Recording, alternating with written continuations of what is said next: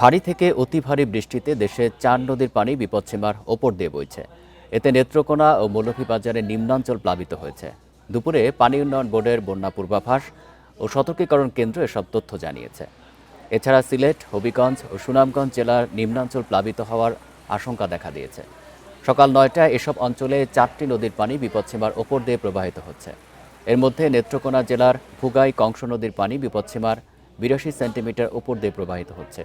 সোমেশ্বরী নদী বিপদসীমার ৫০ সেন্টিমিটার ওপর দিয়ে প্রবাহিত হচ্ছে।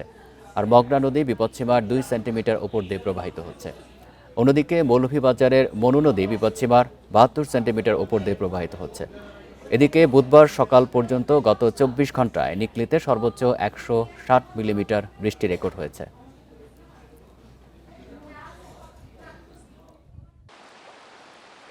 নিম্নাঞ্চলগুলোতে পানি আগাচ্ছে।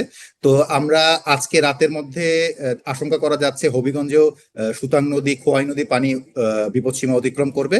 তার মানে আজকে অ্যাড হবে হচ্ছে গিয়া আমাদের মৌলভীবাজার এবং নেত্রকোনার সাথে আজকে অ্যাড হবে আমাদের হবিগঞ্জ, এবং কাল বা পরশু আবার অ্যাড হচ্ছে আমাদের সিলেট, এবং তৃতীয় দিন পরে যে সুনামগঞ্জের নিম্নাঞ্চলে অ্যাড হতে পারে।